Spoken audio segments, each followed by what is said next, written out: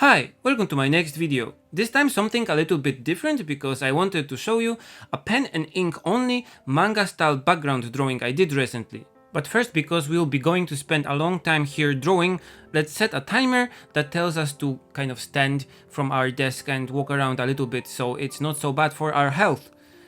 And the first step in this drawing was to do a concept sketch to know the composition, because I'm basing this one on few photos that I have in my reference collection, not on just one.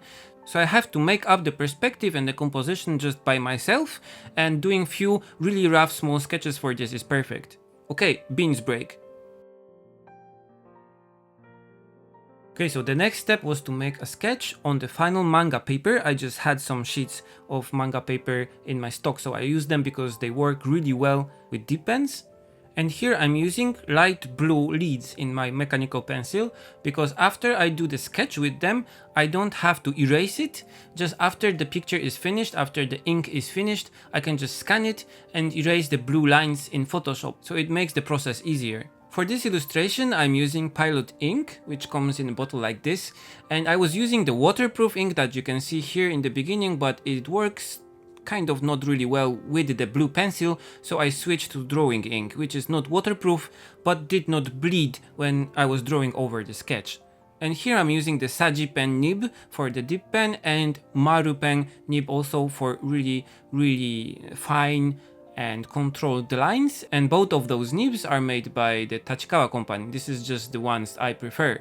But because in Japan drawing comics, drawing manga with a dip pen is still really popular, and there are a lot of mangakas that use them, if you go to an artist supply store, you can still buy a lot of kinds of nib pen nibs made by different makers. So for example, you can also buy the famous G-pen, which gives you the most control over your line width. So it has the most line width variation, and this is what most famous manga illustrators prefer. But I prefer the Saji-pen and Maru-pen because they don't have so much line variation and I can control them easier, which is good for me because I'm not really used to using this tool. So here I'm trying to use the line thickness to my advantage and draw the things that are in front of the picture with more thicker, more bolder lines, and the things that are in the back, in the background, with just the thinnest line I can get from this nib.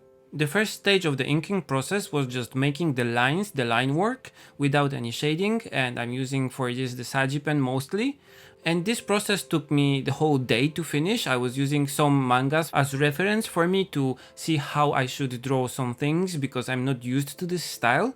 But it was really fun, and I had really fun doing this, especially that the whole thing was kind of caused and inspired by an exhibition that we went to see in Tokyo with Kana together, and it was the JoJo exhibition of the comic that Kana really likes.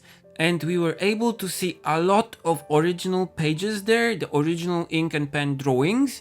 And when you see a drawing like this and a whole exhibition hall of drawings like this with really small details and really perfect craftsmanship on them, you kind of get excited and want to try this yourself. So I was thinking about making a pen and ink drawing of a background for some time now, but this was the final kind of trigger that caused us to go to an art supply store and buy all the things that we kind of lacked and update our pen and ink tools, and the next day I started to draw this. So the last step in the inking process was doing the shadows. I used the Maru-pen and the Saji-pen in some places for making the shadows, mostly by hand. I did not want to use the raster effects, the raster sheets too much, so I did use this kind of parallel lines technique to do the shadows, and it took a long time for me, and I'm not really good at this, so the shadows in some places, for example the trees, do not look like I would like them to do, so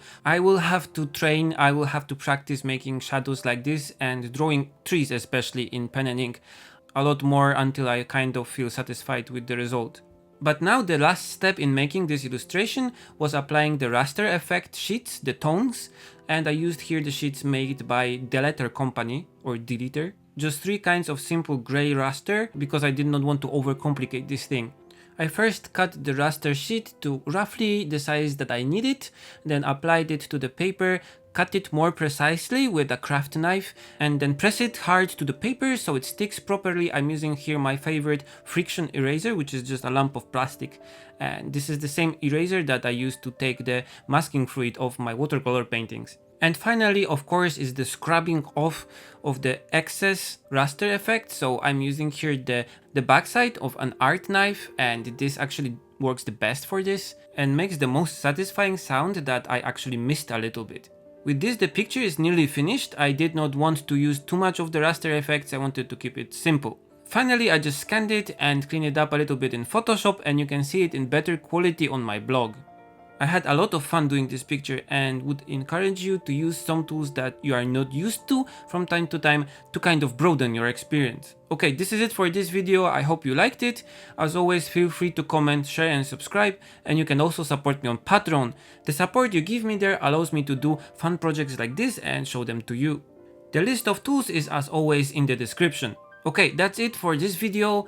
See you in the next one. Bye!